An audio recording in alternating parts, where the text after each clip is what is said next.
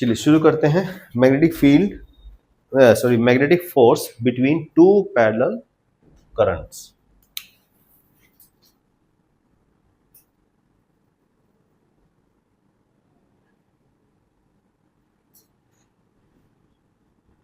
देखो ध्यान से देखो, ये हमारे पास दो पैरेलल करंट्स हैं, दोनों लॉन्ग वायर हैं और दोनों में करंट की डायरेक्शन हम मान लेते हैं सेम है, करंट डिफरेंट है और दोनों के बीच का जो परपेंडिकुलर डिस्टेंस है वो हम मान लेते हैं d है, परपेंडिकुलर डिस्टेंस d है।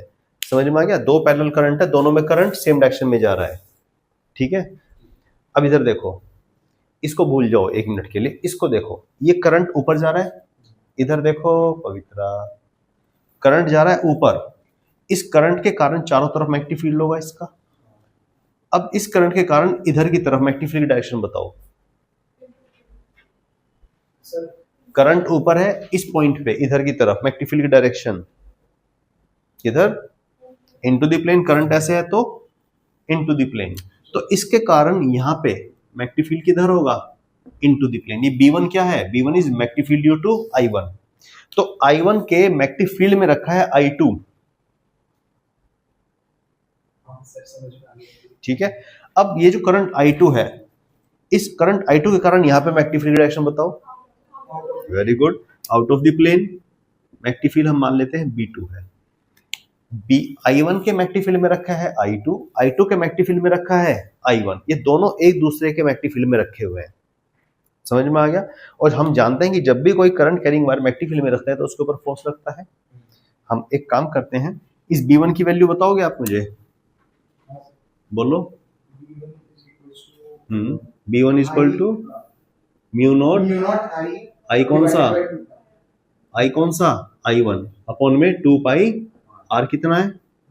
D। समझ में आई बात? इसी तरह से मुझे B2 की वैल्यू पवित्रा बताएगी, म्यू नॉट I2 D। समझ में आ गई बात? क्लियर है सभी को? ठीक है, अब हम एक काम करते हैं, इस वायर का एक सेगमेंट ले लेते हैं, लेंथ L है जिसकी। अच्छा मुझे बताओ, अभी लिख लेना बाद में, पहले सुन लो इधर। यहाँ पे करंट है ऊपर की तरफ, मैग्नेटिक फील्ड है अंदर की तरफ। लेफ्ट हैंड फ्लेमिंग रूल लगा के बताइए इस I2 पे किधर फोर्स लगेगा? लगाओ, FBI। देखो हाँ, किधर आ रहा है? मैग्नेटिक फील्ड अंदर है, करंट ऊपर है, तो फोर्स किधर लग रहा है? Left hand side. तो इसको मैं मान लेता हूं, let's say this is F2, force on current I2। इसी तरह से मुझे I1 के ऊपर फोर्स की डायरेक्शन बताओ।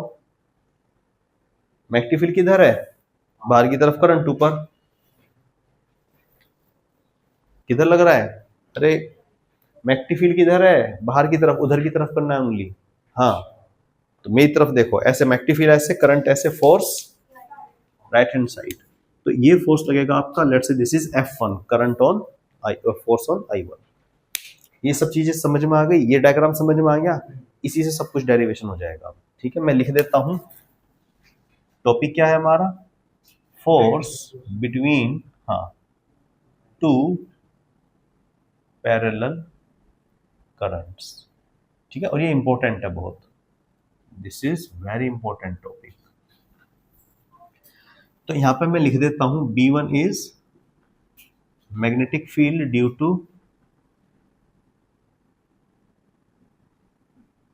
I1, B2 magnetic field due to I2। ठीक है,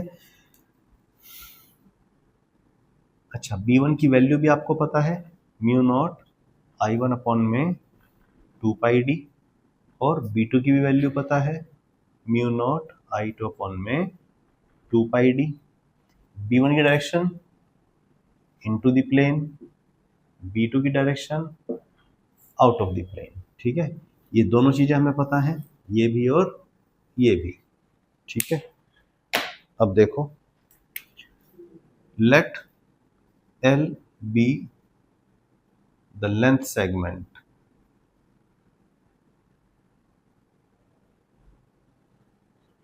of I2। अब मुझे बताओ, फोर्स का फॉर्मूला क्या था? Force on A current carrying wire, formula force on A current carrying wire BIL sin theta.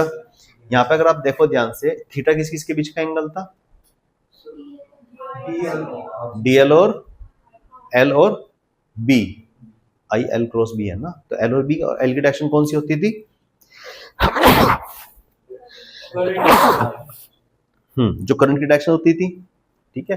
तो यहाँ पे आप देखिए ध्यान से, यहाँ पे देखो मैग्नेटिक फील्ड किधर है, इनटू द प्लेन, करंट किधर है, ऊपर, मैग्नेटिक फील्ड और करंट के बीच का एंगल 90। तो फोर्स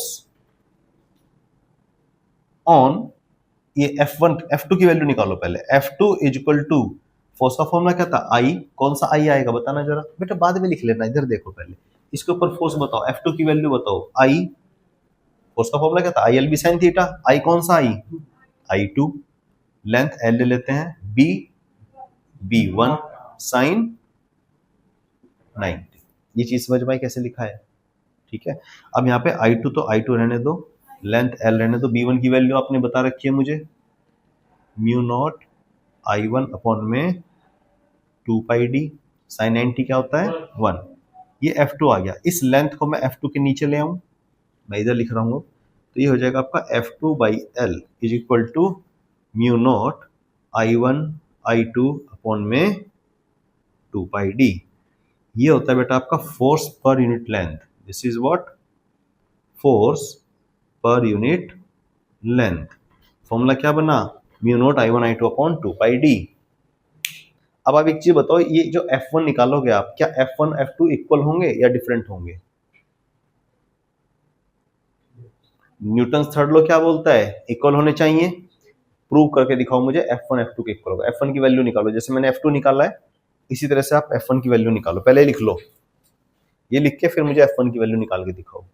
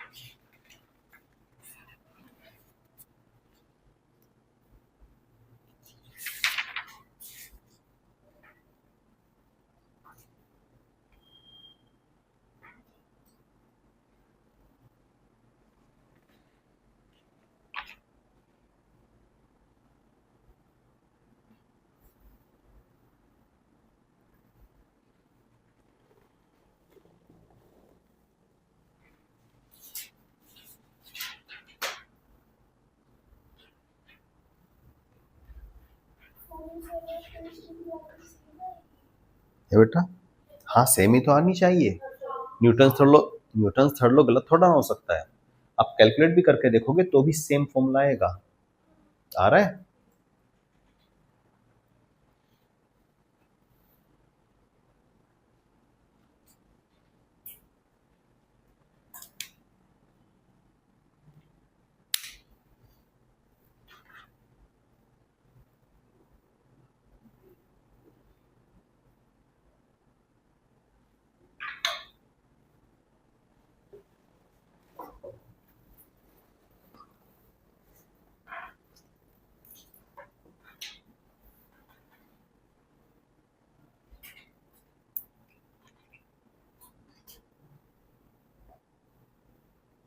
हो गया बेटा?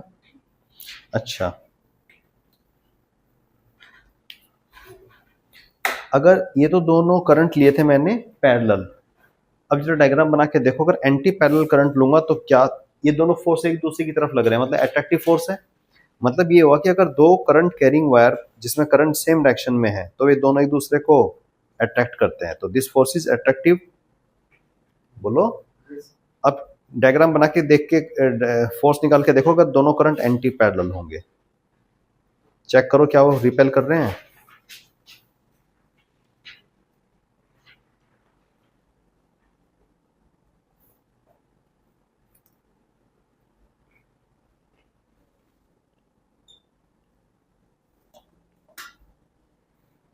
इसको हटा दूं मैं?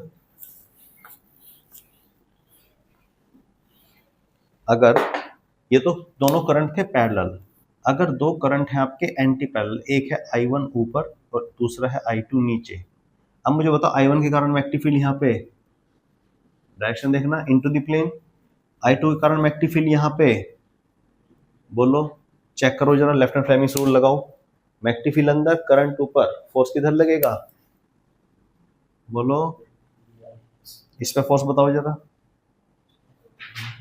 है ना, देखना जरा। तो ये क्या कर रहे हैं आपस में, रिपेल, ये क्या कर रहे हैं आपस में, अट्रैक्ट। तो इसका मतलब ये हुआ parallel current attract each other, anti parallel current repel each other. ठीक है, लिख लेना इसको, स्टेटमेंट को।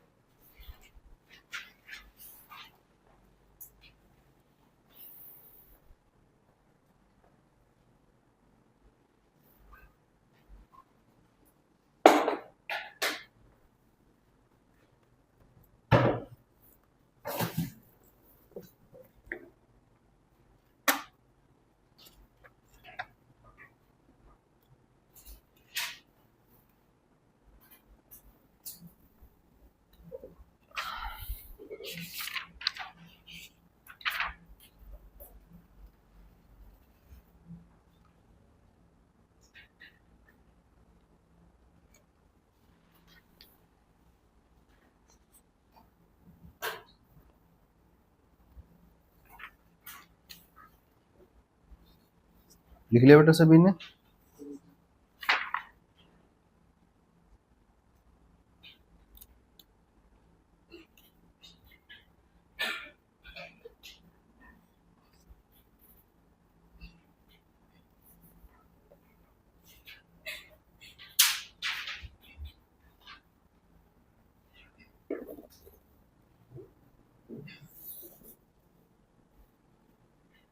हटा दो वो पूरे को,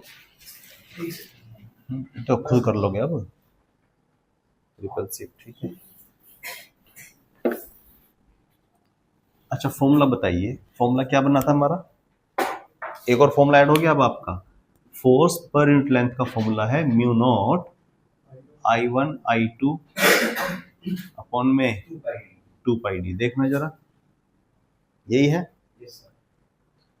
दिस इज, इसकी यूनिट क्या होंगी, न्यूटन पर मीटर। ठीक, अच्छा एक चीज देखो, अगर मैं दोनों करंट, आपका दोनों करंट को मैं 1 एम्पियर रख दूं, ठीक है 1 एम्पियर रख दूं, और इन ये जो लेंथ है, इस लेंथ को भी मैं 1 मीटर ले लूं, इन दोनों वायर के जो बीच का गैप है वो भी 1 मीटर ले लूं, तो फोर्स कितना आएगा, म्यू नॉट, ये 1 हो जाएगा, ये भी 1 हो जाएगा, अपॉन में 2 पाई इंटू डी भी 1 है। तो म्यू नॉट अपॉन 2 पाई की वैल्यू आपको मैंने बताई थी कल, म्यू नॉट की वैल्यू क्या होती है, 4 पाई इंटू 10⁻⁷, और ये क्या है, म्यू नॉट अपॉन 2 पाई, तो म्यू नॉट अपॉन 2 पाई क्या हो जाएगा, 2 इंटू, बोलो यस और नो। क्वेश्चन में बोर्ड में कई बार आ चुका है क्वेश्चन कि डिफाइन 1 एम्पियर, तो अगर मुझे 1 एम्पियर डिफाइन करना है, तो 1 एम्पियर अगर मुझे इस स्टेटमेंट से, इस फॉर्मूले से अगर मुझे डिफाइन करना हुआ, तो 1 एम्पियर इज डिफाइंड एज, तो करंट को 1 एम्पियर कब बोलेंगे, कि अगर दो इनफाइनाइट लॉन्ग करंट वायर में जिनका क्रॉस सेक्शन एरिया नेग्लिजिबल है, पतले वायर हैं बहुत ही, 1 मीटर के गैप पे रखे हुए हैं, तो उनमें करंट 1 एम्पियर कहलाएगा कब, जब उनके बीच का फोर्स इतने न्यूटन होगा। बात समझ में आई? इस तरह से हम डेफिनेशन आपको याद करना, जैसे इलेक्ट्रिक फील्ड की हमने निकाली थी, what is electric field, force experience by a unit positive charge, तो हम क्यू को अगर 1 रख दें तो फोर्स वही इलेक्ट्रिक फील्ड कहलाता है, याद है? इसी तरह से हम इसको भी निकाल सकते हैं। तो इसमें एक काम कीजिए, लिखिए ऊपर डेफिनेशन या डिफाइन 1 एम्पियर, क्योंकि क्वेश्चन में पहले डेरिवेशन आता है और डेरिवेशन के बाद में लिखाता है हेंस डिफाइन 1 एम्पियर, तो हमें हेंस का मतलब है we need to define 1 ampere using this formula. ठीक है, ये लिख लो, इसके नीचे डेफिनेशन बोल रहा हूं मैं, वो लिखना।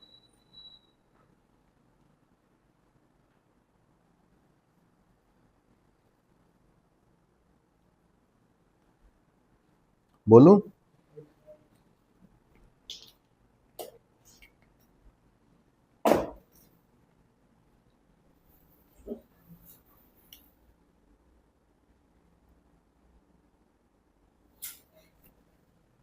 बेटा क्या है ये? फोर्स पर यूनिट लेंथ है।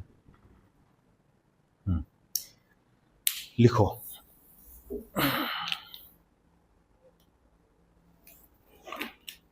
बोलो, लिखो 1 ampere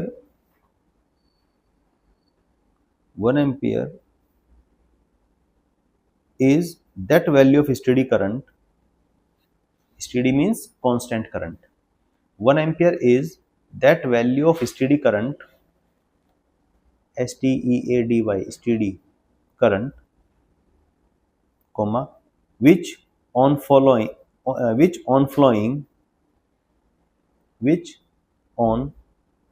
in each of two parallel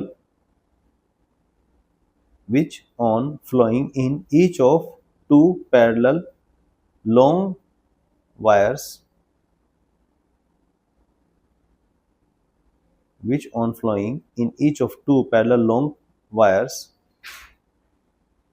placed in vacuum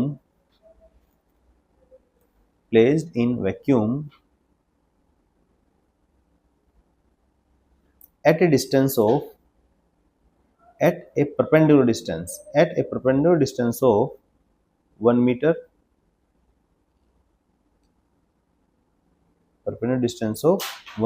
from each other produces a force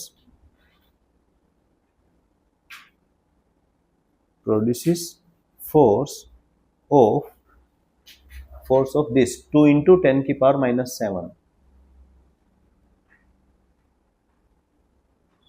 force of 2 into 10 की पावर -7 न्यूटन पर मीटर between them, ठीक है।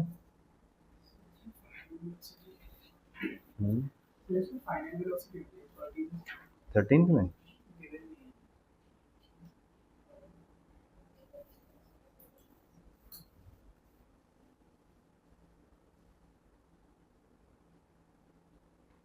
तो क्या करना है इसमें?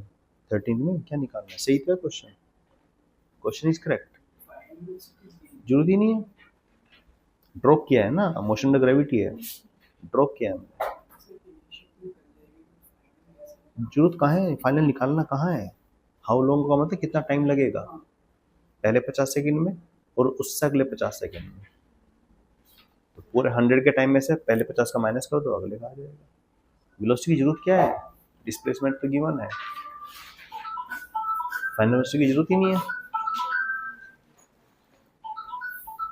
एयरटेल नहीं सर, वो फिर से मेल कॉल है। सब लोग तुम्हें क्यों कॉल करते हैं? नहीं सर, मैं घर में अकेला रहता हूं। ये अब समझ में आया।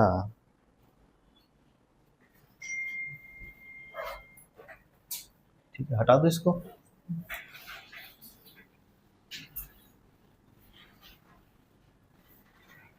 ये हो गया हमारा force between two parallel currents. अच्छा, एक सिंपल सा क्वेश्चन पूछो लॉजिकली, सिंपल। ये कौन है? कहाँ थे इतने दिन?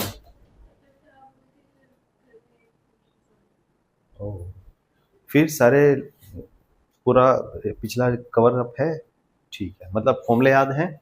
मैंने भी फॉर्मूले सुने हैं सबसे, आइडिया है? चलो बैठ जाओ, आइडिया है तो चलो ये वाला क्वेश्चन मैं इससे ही पूछता हूँ शाश्वता से। शाश्वता बताएगी मुझे। इसमें एक सर्कुलर लूप रखा है हमने और इसमें करंट फ्लो करा दिया मैंने, ऐसे दिख रहा है, ऐसे करंट फ्लो कर रहा है। अब मुझे बताओ, ये जो लूप है, ये लूप पे क्या कोई फोर्स लगेगा? इस लूप पे नेट फोर्स कितना होगा पहले तो ये बताओ। 0, क्योंकि मैंने लिखाया था कि करंट कैरिंग लूप को अगर हम किसी भी यूनिफॉर्म एक्टिव फील्ड में रख दें तो उस पर नेट फोर्स कितना लगता है, 0। अच्छा, क्या इस लूप में वायर में टेंशन आएगी? इस लूप में टेंशन आएगी या नहीं आएगी? नहीं आएगी। कैसे आएगी? क्योंकि फोर्स किधर लग रहा है, हर किसी भी पॉइंट पे निकाल लो। और एक छोटा सा एलिमेंट कंसीडर भी करो आप, इस छोटे से एलिमेंट पे फोर्स किधर लगेगा? किधर? परपेंडिकुलर, ठीक है, किधर? डायरेक्शन बताओ मुझे। इस साइड मतलब सेंटर से अवे या सेंटर की तरफ? बात समझ में आ रही है? मैग्नेटिक फील्ड है अंदर, करंट है नीचे, तो हर एक पॉइंट पे देखो ना, यहाँ पे फोर्स कैसा लगेगा? बाहर की तरफ। मतलब ये जो मैग्नेटिक फील्ड है, ये इस पे इस तरह से फोर्स लगा कि इसको इलोंगेट करना चाहे, मतलब इसको एक्सपेंड कराना चाहेगा। तो जैसी बात, इसमें टेंशन आएगी कि नहीं? बिल्कुल आएगी। सपोज करो अगर ये फ्लेक्सिबल वायर होता और इसको मैं सर्कल ना लेके कोई रैंडम शेप का ले लेता, तो ये मतलब चारों तरफ फोर्स लगेगा, तो इसको कैसा बना देगा? ये सर्कुलर। कंसेप्चुअल क्वेश्चन आ सकते हैं सीबीएसई में, इसलिए पूछ रहा हूँ। ठीक है, लेफ्ट हैंड फ्लेमिंग्स रूल लगाना आता है, राइट हैंड थंब रूल लगाना आता है। Okay, good. चलिए,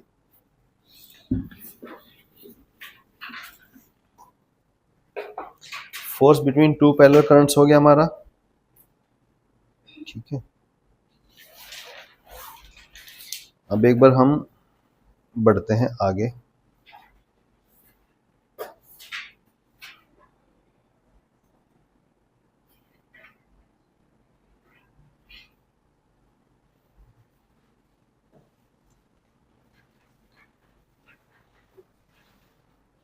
इलेक्ट्रिक डाइपोल याद है? इलेक्ट्रोस्टैटिक में electric dipole, electric field to dipole on axial line, याद है फॉर्मूला? पेज पलट के बताइए मुझे देख के। हाँ बिल्कुल, आर क्यूब नहीं पूरा उसके बाद। हाँ, शॉर्ट डाइपोल के लिए। हाँ, क्या था? 2kp/r³। याद आया कि नहीं? ये एक्सियल लाइन पे था बेटा, फॉर्मूला याद कर लो, क्योंकि छुट्टियां खत्म होने के बाद जैसे स्कूल खुलेंगे तुरंत एग्जाम आ जाएंगे आपके। ये है 2kp/r³, याद आया? और हम ये जानते हैं कि जो बार मैग्नेट है वो भी एक मैग्नेटिक डाइपोल होता है। तो मैं थोड़ा सा आपको आज मैग्नेटिक डाइपोल के बारे में बता देता हूँ। ठीक है, चलिए हेडिंग डाल लीजिए, मैग्नेटिक डाइपोल। मैग्नेटिक डाइपोल और मैग्नेटिक मोमेंट दोनों चीजें बता देता हूं। मैग्नेटिक डाइपोल, देखो ये है हमारी बार मैग्नेट, ये नॉर्थ पोल है और ये साउथ पोल है। ध्यान देना, इधर देखो, ये हमारी बार मैग्नेट है। इस बार मैग्नेट की जो लेंथ है एक एंड से दूसरे एंड तक, ये इसकी ज्योमेट्रिक लेंथ है LG। लेकिन जो पोल होते हैं एक्चुअल में they are concentrated slightly inside the edges. तो थोड़ा सा इसकी जो मैग्नेटिक लेंथ होगी वो दोनों पोल के बीच की लेंथ होती है मैग्नेटिक लेंथ। बात समझ में आई? यहाँ पे LM क्या है? Magnetic length. ठीक है, दिस इज मैग्नेटिक लेंथ। अब ये जो पोल्स हैं, मैग्नेट जितनी ज्यादा स्ट्रॉन्ग होगी इसका मतलब पोल स्ट्रेंथ भी उतनी ज्यादा होगी। तो जो पोल स्ट्रेंथ होती है हम उसको M से डिनोट करते हैं। M क्या है यहाँ पे? Pole strength. This is pole strength. तो इसका जो मैग्नेटिक मोमेंट होता है, जैसे इलेक्ट्रिक डाइपोल, डाइपोल मोमेंट क्या था? Q into 2A, Q into charge का magnitude into distance between the opposite charges. इसी तरह से यहाँ पे भी मैग्नेटिक मोमेंट होता है। मैग्नेटिक मोमेंट को हम डिनोट करते हैं M से। तो मैग्नेटिक मोमेंट होगा, वहां पे चार्ज था, यहाँ पे क्या आएगा? Pole strength. वहां पे क्या था? Distance between the point charges, यहाँ पे भी डिस्टेंस बिटवीन द पोल्स। कौन सा डिस्टेंस? Magnetic length. बात समझ में आई? इसको बोलते हैं magnetic dipole moment. This is what? Magnetic dipole moment. आपको याद होगा इलेक्ट्रिक डाइपोल मोमेंट की डायरेक्शन कौन किधर थी? भूल गए। इलेक्ट्रिक डाइपोल मोमेंट की डायरेक्शन -2 -Q2 + Q। यहाँ पे minus is analogous to south pole, positive to analogous to north pole. तो यहाँ पे भी मैग्नेटिक डाइपोल मोमेंट की डायरेक्शन किधर होगी? South to north. समझ में आ गया? ये होता है। अब जैसे हमारा ये बार मैग्नेटिक डाइपोल है, इसी तरह से जो करंट लूप है, मैंने आपको शायद कल बताया था, जो हमारा करंट कैरिंग लूप होता है ये भी एक मैग्नेटिक डाइपोल की तरह बिहेव कर रहा है, बार मैग्नेट की तरह बिहेव करता है। ठीक है, अगर आप ध्यान से देखो तो करंट अगर इसमें ऐसे फ्लो करेगा, ठीक है, तो मैंने आपको बताया था अगर ये वायर का पीछे वाला हिस्सा है तो करंट ऐसे फ्लो करेगा, तो मैग्नेटिक फील्ड इस तरह से कुछ होगा, लाइक दिस, है ना। तो ये नॉर्थ पोल की तरह बिहेव करता है और ये साउथ पोल की। तो करंट कैरिंग लूप भी एक मैग्नेटिक डाइपोल है, लेकिन उसका मैग्नेटिक डाइपोल इस फॉर्मूले से नहीं निकालेंगे हम। उसका जो मैग्नेटिक मोमेंट होगा, उसका मैग्नेटिक मोमेंट होता है आपका I इंटू ए। अगर एक टर्न है तो I इंटू ए। आई क्या है यहाँ पे? करंट। ए क्या है यहाँ पे? इसका एरिया, सर्कल का एरिया। ठीक है, ये एक टर्न के लिए। अगर एन टर्न होंगे तो NIA। क्या बन गया ये? निया। समझ में आ गया? निया याद रखना है आपको। निया क्या है? Magnetic moment of A current carrying circular loop. बात समझ में? अब आप बोलोगे सर सर्कुलर लूप के लिए है, बेटा लूप कैसा भी हो, एरिया होना चाहिए बस। ठीक है, तो अगर स्क्वायर लूप भी है तो भी NIA। अब इसकी डायरेक्शन कैसे निकालेंगे? राइट हैंड थंब रूल से, क्योंकि ये भी एक वेक्टर क्वांटिटी है, और वेक्टर क्वांटिटी तो डायरेक्शन किधर होगी? डायरेक्शन हम निकालेंगे राइट हैंड थंब रूल से। In the direction of current rotate your fingers, thumb will give the direction of magnetic field. तो जो डायरेक्शन मैग्नेटिक फील्ड की होगी वही डायरेक्शन मैग्नेटिक मोमेंट की होगी। समझ में आ गया? ये यूज होगा अगले डेरिवेशन में, इसलिए बता रहा हूं मैं पहले। ठीक है, तो दिस इज मैग्नेटिक मोमेंट। ये सब चीज जल्दी से कॉपी करो, हम आगे बढ़ते हैं।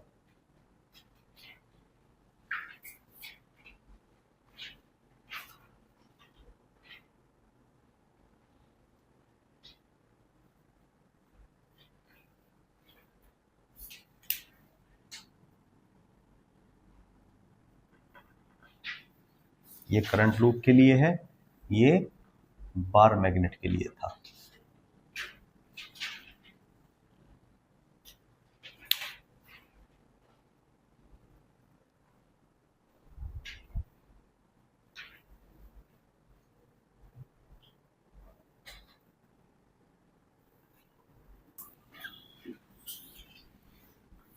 चलिए अब आप हेडिंग डालिए, current loop as magnetic dipole.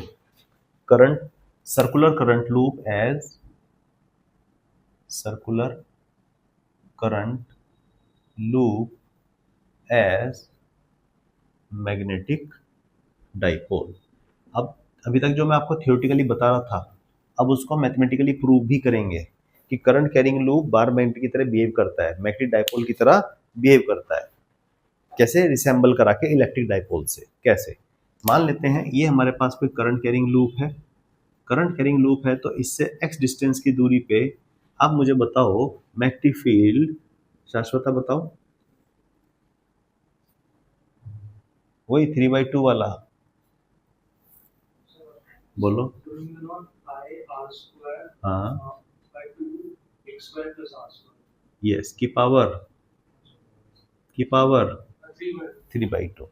ठीक है, यहाँ तक समझ में आ गया?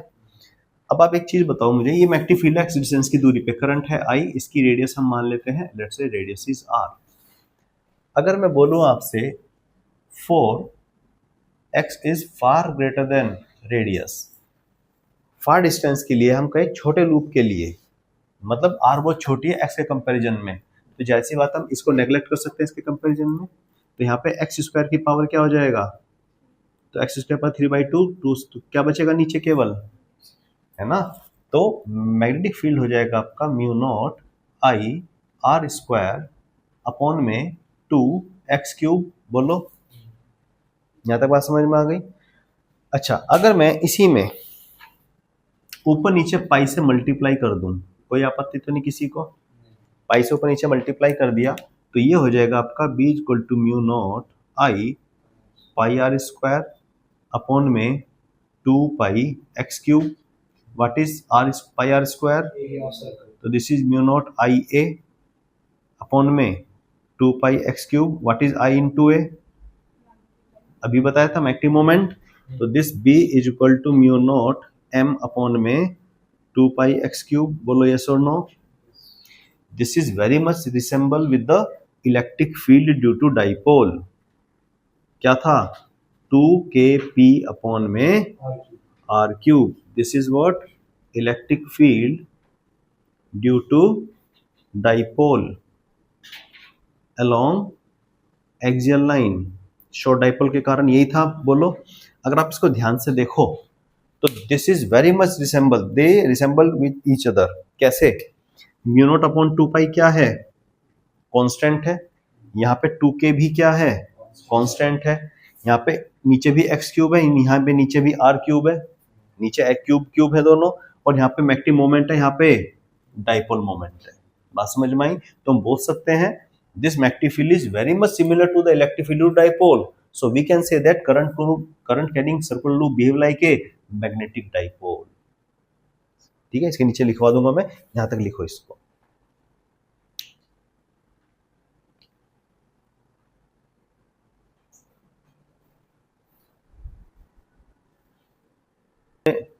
लिखो तुम पहले इसके नीचे एक लाइन लिखो. लिखिए magnetic field due to current circular loop, magnetic field due to current circular loop for far distances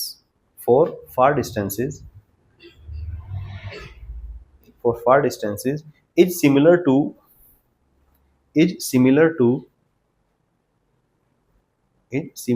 electric field due to dipole, is similar to electric field due to electric dipole,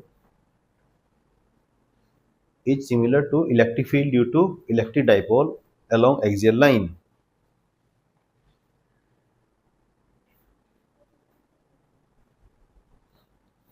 Hence, full stop. Hence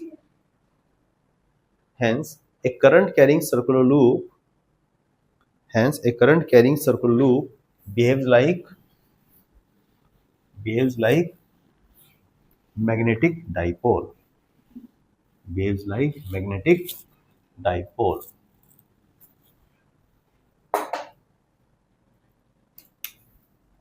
Next, magnetic moment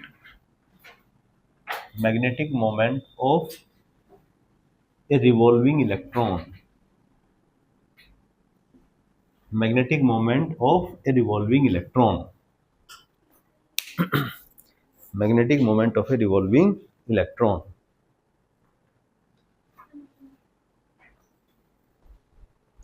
देखो इधर देखो बेटा, ये भी important है. वैसे तो कोई इलेक्ट्रॉन है, ध्यान से देखना इधर, कोई इलेक्ट्रॉन है, मान लो वो मूव कर रहा है, nth ऑर्बिट में है, रेडियस r है, स्पीड v से मूव कर रहा है, ऐसे. इलेक्ट्रॉन पे कैसा चार्ज होता है? नेगेटिव. अब ध्यान देना, अगर इलेक्ट्रॉन आपका क्लॉकवाइज मूव कर रहा है तो करंट कैसा होगा? Anti clockwise. ठीक है, अगर स्पीड ऐसे है तो करंट कैसे होगा? Anti clockwise. बात समझ में आ गई? करंट होता क्या है? Q/T. यहाँ पे Q कितना है? E. और टाइम लेंगे हम यहाँ पे टाइम पीरियड. यहाँ पे कैपिटल T क्या है? Time period. टाइम पीरियड क्या होता है? Time required to complete one circle. पूरा कंप्लीट करने में जो टाइम लगा. क्या हुआ? इसके आते ही, दिस इज इंडक्शन इफेक्ट, इसके आते ही ये प्रफुल्लित हो जाती है बहुत ज्यादा. हाँ, इधर देखो, ध्यान दो बेटे, ध्यान से समझ लो. This is time period. अच्छा, 1 टाइम पीरियड क्या होता है? फ्रीक्वेंसी. तो इसको हम E/F भी लिख सकते हैं. ये सब किसके फेज हैं? फॉर्म है करंट के. Current due to revolving electron. अच्छा, टाइम पीरियड होता क्या है? डिस्टेंस कितना है? सर्कमफेरेंस अपॉन में स्पीड है v. तो यही हो जाएगा आपका E अपॉन में टाइम पीरियड की वैल्यू 2πr अपॉन में v. ये क्या आ गया हमारे पास? करंट. अच्छा, ओमेगा क्या चीज होती है? Omega is 2π/T. तो टाइम पीरियड की जगह मैं क्या लिख दूं? 2π/ओमेगा. तो यही टाइम पीरियड की जगह यही करंट क्या बन जाएगा? 2π/ओमेगा.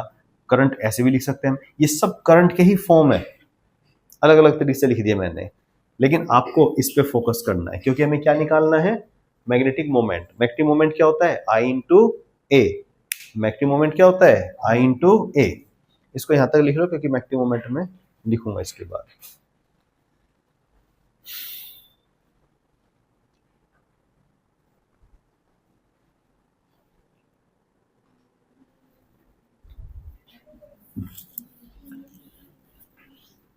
इस पे फोकस करो। बोलो मैग्नेटिक मोमेंट का फॉर्मूला आई इंटू ए। आई कितना है हमारा ईवी अपॉन में 2 पाई आर इंटू में एरिया कितना है सर्कल का पाई आर स्क्वायर। क्या बचेगा देखो पाई से पाई एक आर से एक R E V R upon में 2। ये मैग्नेटिक मोमेंट आ गया यहाँ तक। यहाँ पे m क्या है यहाँ पे मास ऑफ इलेक्ट्रॉन। m क्या है यहाँ पे मास ऑफ इलेक्ट्रॉन। एक इलेक्ट्रॉन का मास है ये। अगर मैं इस मैग्नेटिक मोमेंट में ई वी आर बाई 2 है इसको अगर मैं ऊपर नीचे मास से मल्टीप्लाई कर दूं कर सकते हैं। यहाँ पे क्या हो जाएगा A into this is M V R upon में 2m। कौन बताएगा मुझे what is M V R. 11th class में पढ़ा था हमने what is M V R. Yes very good angular momentum. किसने बताया ओके तो दिस इज एंगुलर मोमेंटम। याद है angular momentum M V R. सब कोई भी पार्टिकल अगर सर्कुलर मोशन में मूव करता है तो उसकी क्या होता है angular momentum is given by M V R. अच्छा एंगुलर मोमेंटम भी वेक्टर है और मैग्नेटिक मोमेंट भी वेक्टर है। इधर देखो पहले यार बाद में लिख लेना। इधर देखिए करंट कैसे घूम रहा है। करंट अगर ऐसे घूम रहा है तो मैग्नेटिक मोमेंट किधर आएगा। तो यहाँ पे मैग्नेटिक मोमेंट की डायरेक्शन किधर है out of the plane. Electron कैसे मूव कर रहा है क्लॉकवाइज। करंट अगर इलेक्ट्रॉन क्लॉकवाइज मूव करेगा तो एंगुलर मोमेंटम की डायरेक्शन अंदर की तरफ। ये भी वेक्टर दोनों डायरेक्शन अपोजिट। तो हम इसको वेक्टर फॉर्म में लिख सकते हैं m vector is equal to minus of e l vector by 2m। बोलो ये है। अच्छा अब याद करो जब इलेक्ट्रॉन रिवॉल्व करता है बोर सेकंड पोस्टेट क्या बोलता है।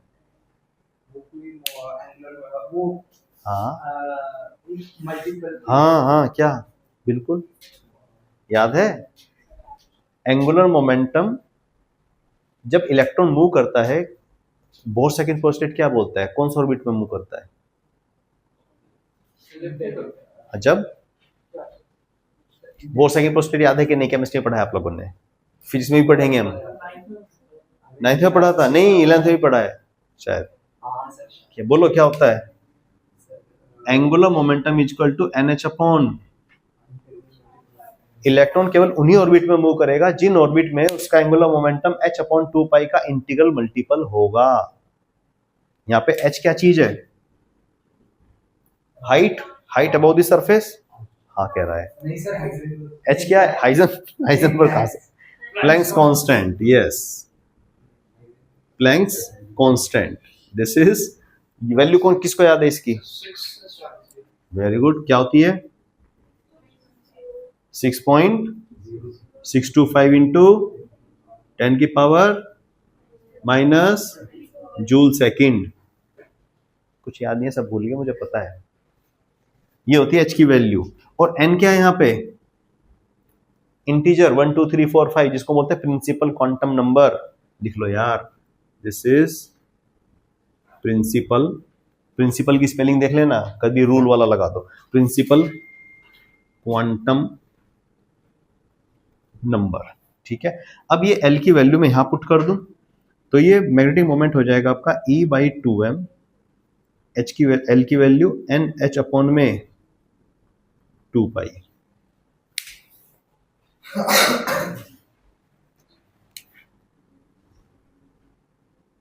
ठीक है देखना जरा इधर n को छोड़ के E H अपॉन में 4 पाई m। कोई ऐसी चीज जो ना पता हो आपको n को छोड़ के। E की वैल्यू हमें पता है h की वैल्यू हमें पता है 4 पाई पता ही नहीं मेरे को मास ऑफ इलेक्ट्रॉन भी हमें पता है। ये सारी वैल्यूज हमें पता है। ठीक है अगर मैं बोलूं n इज इक्वल टू 1 पे m क्या होगा ये हो जाएगा आपका EH अपॉन में 4 पाई m। इसको बोलते हैं बोर मैग्नेटॉन। क्या बोलते हैं इसको bore magneton is the magnetic moment of revolving electron in its first orbit. ठीक है, और इसकी वैल्यू होती है फिक्स। यहां तक लिखो पहले इसको जल्दी से।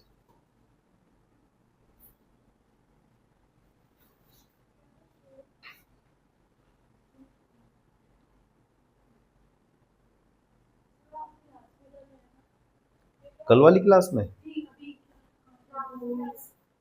बोर्स सेकंड पोस्टुलेट, इसको लिख लेना। ये क्या है? Bohr's second postulate. Bohr's second postulate ये बोलता है, और ये एल की वैल्यू मैंने यहाँ पुट की, उसके बाद ये आ गया हमारे पास। ऊपर का तो लिख लिया होगा आप लोगों ने, है? नहीं लिखा? लिखो जल्दी।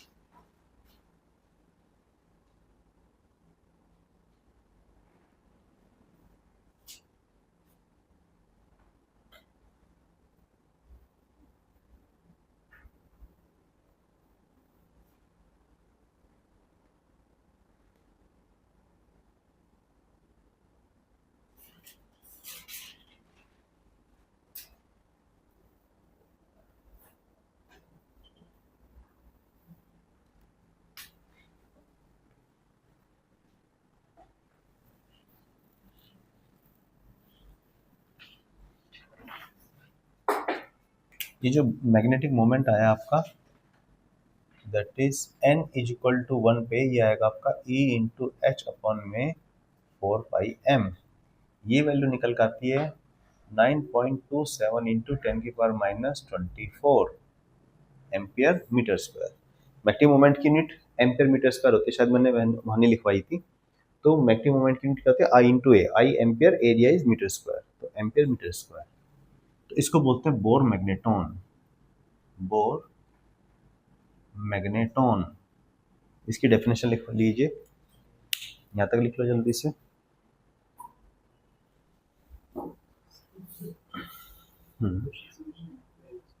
Twelfth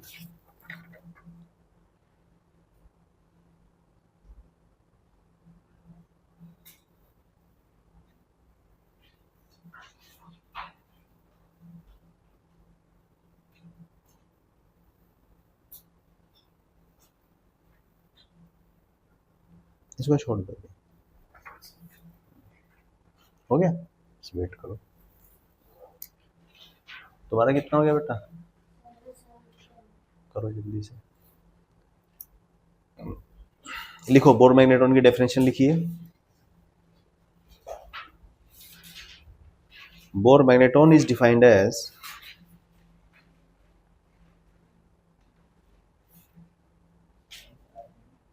Bohr magneton is defined as the magnetic moment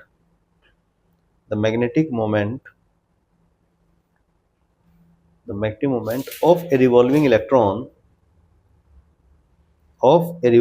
electron in its first orbit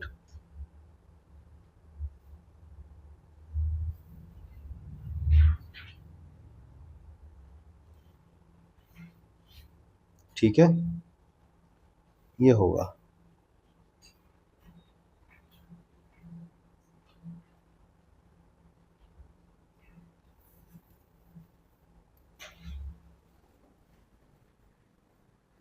हटा दो इसको।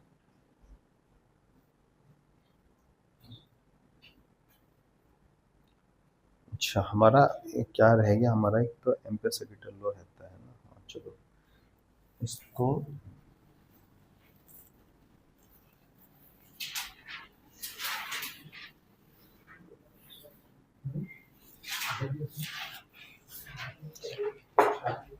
देखो, हमारे जो टॉपिक रिमेनिंग है अभी इस चैप्टर में, वो मैं एक बार समझने के लिए लिख देता हूँ। एक तो हमारा बचा हुआ है टॉर्क ने करंट कैरिंग कॉइल, पहला। दूसरा बचा हुआ है हमारा मूविंग कॉइल गैल्वेनोमीटर। तीसरा बचा हुआ हमारा ampere circuital law. Ampere circuital law की एप्लीकेशन है, इसकी एप्लीकेशन आती है आपकी एक तो इनफाइनाइट लॉन्ग वायर के कारण, एक आपका होलो सिलेंडर, और एक सॉलिड सिलेंडर। वैसे भी इसकी एप्लीकेशन सोलिनॉइड भी है। सोलिनॉइड में केवल और केवल qualitative analysis only, derivation syllabus में नहीं है। ये बचा हुआ है हमारा। अच्छा, एमसीजी भी अपने आप में काफ़ी बड़ा डिवाइस है, ये भी है, और ये टॉर्क, मेजरली ये टॉपिक बचे हुए हैं। ठीक है, कुछ और बचा हो तो मुझे बता देना। इसमें अभी तक जो बचा हुआ है इसमें सबसे ज़्यादा इंपॉर्टेंट ये है, उससे कम ये, और उसके बाद फिर ये आता है। ठीक है, थोड़ा सा एसीएल के बारे में इंट्रोडक्शन कर दूं, अभी 5 मिनट हैं। ठीक है ना, वैसे तो अभी टाइम तो आपका 11:15 तक है। ठीक है, 11 बजे बोला था ना। हाँ तो चले जाना, कोई बात नहीं। ये समझा दूँ थोड़ा सा? ठीक है, एक काम कर रहे हैं, थोड़ा सा एम्पियर सर्किट लो समझा देता हूँ। कल नहीं, अब तो सीधा कल के बाद तो क्लास अब 17-18 के बाद होगी। चलो कोई बात नहीं, मैं अगले में करा दूंगा, कोई दिक्कत नहीं है। अब लेकिन सुन लो,